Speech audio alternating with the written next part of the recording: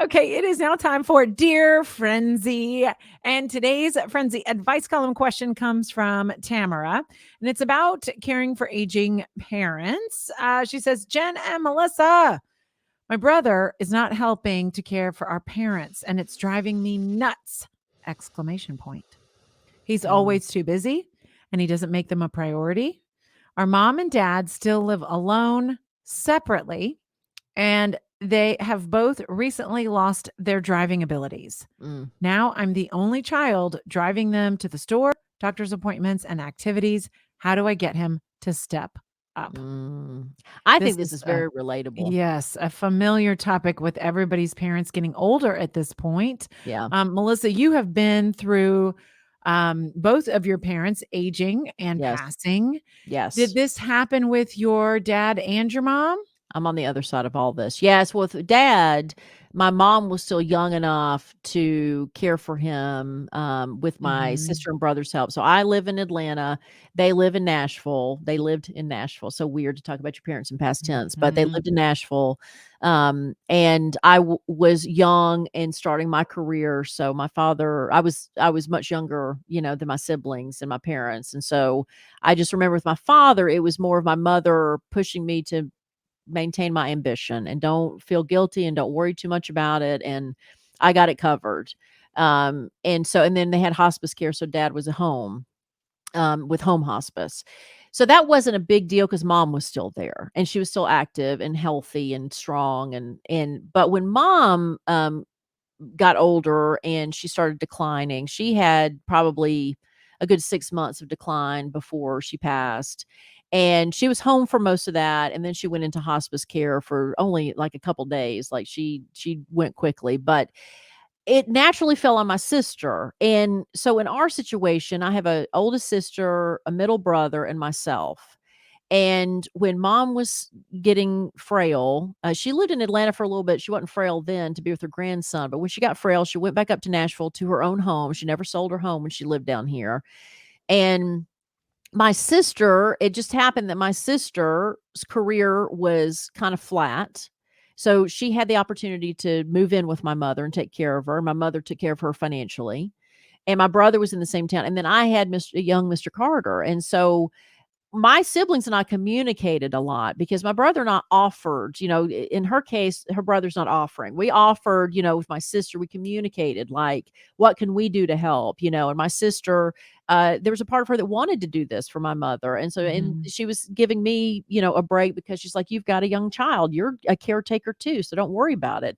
Um, but I think you also have to understand that the siblings of people I know, friends whose siblings did not step up, they may be more upset about it than you realize. So I think that you also have to take into consideration that brother. I question whether how upset that brother is at the parents getting older, because some children can't handle it, like just period. Oh, wow. I had never thought of it in that way. Some children cannot handle watching their parents grow old. It's hard. It is so unnatural. It's all natural and yet it's so unnatural because I'm still 6 years old. I mean, I still when it comes to my relationship with my parents, I'm still a little kid and they're my caretakers, and to be their caretaker is a really it's hard. It's hard. It was hard to watch Millie Pete decline, and it was hard to watch Millie Pete, end her her life end. Um, but it's part of it, and you gotta step up. I was raised in a family where you step up, you suck it up and you move forward, it's a part of life. Like, my parents did not coddle me into thinking that I could get away with not participating in death, in any so anyway, I think that my opinion is that I think you can't expect your brother to do something just because you're thinking it. You have to have a conversation, and unfortunately, whether it's fair or not, you may have to initiate that conversation. But I also think you should challenge that sibling on, why, are you upset by this? How do you feel about this? Instead of attacking them, I think you should ask, how do you feel about seeing our parents Mhm. do this?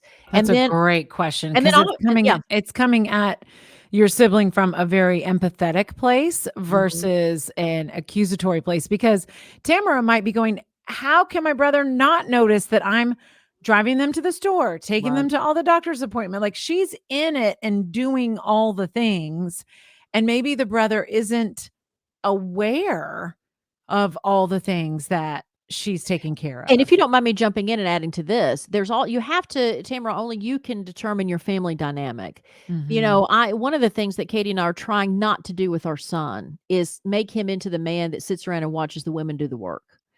I Mhm. think that's too many times, boys are allowed to not do as much as girls. I think too many times we give the message to girls, even to this day, that you should be good in the kitchen and that boys don't have to be. And I think that there's too many times where you see the mother clean up after the husband, and so the daughter cleans up after the brother. So I think that also, if you're in that situation, a brother is trained to not do anything and to let the girl do it. So he may also not be aware that you need help because you may not have asked for it.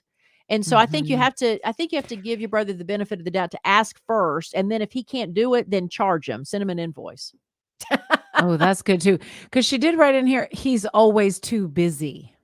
Well, then I So think he's that emotionally to upset. me comes across that maybe we're decoding the message here, but to me, that means she has asked Right, if he has said, "I'm too busy," right. or "I'm not available to take them to this doctor Then or that doctor," or I would whatever call him to else. task. I would say, you know, "You obviously cannot handle this." I mean, I would challenge him. I mean, because men don't like to be told that. If you wanna really wanna get him, say, "Well, obviously you cannot handle this.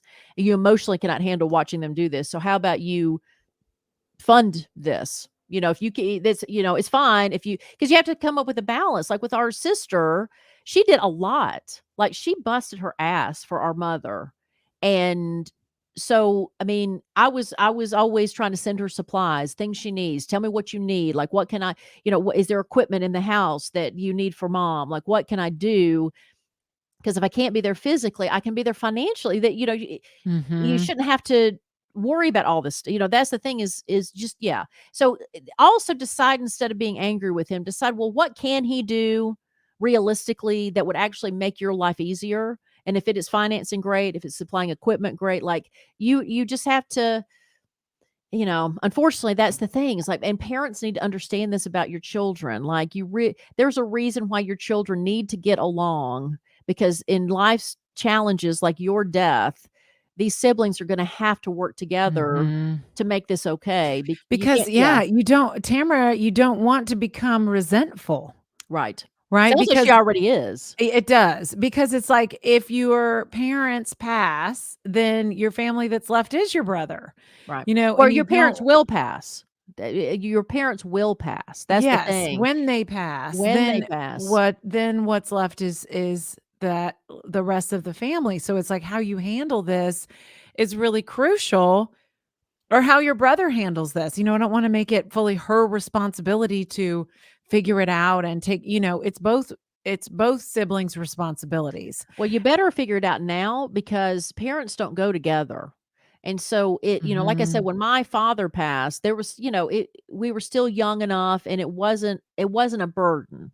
And I'm not saying that mom was a burden, but it was more challenging because when my father passed, we were all in our 20s and 30s and mom was young, where when my mother passed, we're in our 50s and 60s. And so, Mhm. and for some people, they're older than that trying to take care of an elderly parent. And so you have to figure this out now because it's only going to get more challenging from here. They're only going to get less healthy. One of them will pass before the other. And so Well, and that's you know, assuming that they're together. A lot of people are growing old as singles. So I'm watching it in my family. My parents are still married and will take care of each other for longer, right? Then before it becomes the responsibility of me and my brother to care for them because they have each other. And I watch it play out on my husband's side of the family, and his parents are both still living, but they are divorced and they are both single, so they require separate care. And they're actually friends now. So they sometimes try to take care of each other, but we're getting to a point where that's probably not a great idea. you mhm, know, right. so it's like everybody's But there's family also a dynamic is difference. different. It is, but there's also a difference when there's just one parent left. Even if they're separated, even if they're not living together, I don't know, there's an emotional, like, because Mm, there is an emotional toil that takes place. Like I mhm, went to a doctor's appointment recently, and it was in a doctor's, it was a routine appointment, catching up, now that I'm vaccinated on all my doctor's appointments. And it was attached to a hospital in town.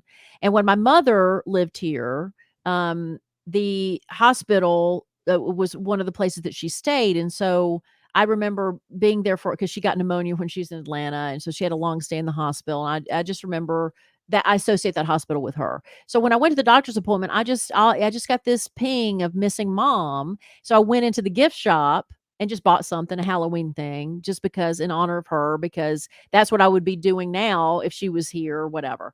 So I don't know. I just felt I miss mom. And so I went and did it. And that's the thing when you miss your parent, like it's just it's still it's weird. It's just a weird experience. You'll never get over it. You just will never get over it because it's so odd. But anyway, I walked into the store and I just felt the need to say something to these women. Like, in a hospital gift shop, it's usually older women. And so and they were like, "Oh, well, what brings you in here today?" and stuff. And I said, I miss my mom. And she'd been in the hospital before and she's no longer with us. And the woman I was talking to just nodded and the woman behind the counter turned to me and there's this knowing look. And so they were like, "We know exactly what you mean." And so we started talking about how there's a club. It's a club of people. Mhm. In our case, it was we were close with our mothers, and so we missed our mom. And it was just life is life is so different without her. It's just a different. I'm different. I'm forever changed because she's no longer here. So I think that you have to incorporate that into what's gonna happen because there's such an emotional thing, and my siblings and I have handled it completely differently.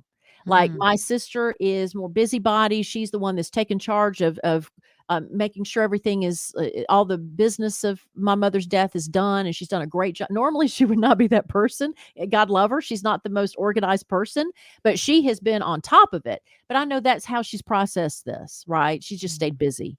And for me, it's, I don't know. I just I'm it's hard to explain. I'm just kinda half in the clouds most of the time. Just it's just a weird experience. And my brother just doesn't talk about it. But we love each other enough to know we allow that space to be different, to be that. So anyway, it's a long monologue I'm giving. I don't mean to do that. But Tamara, I think with your brother, this resentment, like Jen says, gotta go. This anger's gotta go. You've got to accept him for who he is. You've got to make sure that what you're willing to do for your parents is what you're willing to do without any compensation and without any thank yous and be okay with that and move forward in this journey because it's a tough one. I mean, them both still being here and just not being able to drive is the easy part. Mm. It's only going to get harder from here. It's a great perspective. I wouldn't have thought of it from that emotional, empathetic way. I'm like, well, to tell him to get to the doctor. I'm like, Right. like to me, I'm more on the practical side of it because I haven't gone through it yet. Yeah, it's hard, it's hard. I mean, Yeah. there's a relief now because there are times I think we don't have to my siblings and I don't have to have these conversations anymore. They're tough conversations to have, and there's times I initiated the conversations, um, and it's uncomfortable, but it has to be Yeah. done, and I think in this case, unfortunately, Tamara, it looks like you have taken on the role of being the leader of this healthcare of this, taking, Mhm. healthcare of your parents, and so anyway, and again, hopefully this I know it's a long answer, but it's we all can relate, and Mhm. again, I would love for people to email us their responses, right? Jen at thefrenzy.com and Melissa at thefrenzy.com because I know I'm sure every single person listening to this is going through it or has gone through it and has some Mhm. advice for Tamara too. So I'd love a way for them to be able to give their advice too. Yeah, definitely email us. And if you ever have a Dear Frenzy question, we can share your question anonymously, or we can bat it around here on the Frenzy and see if we can help you work through a situation. We'd love to hear from you.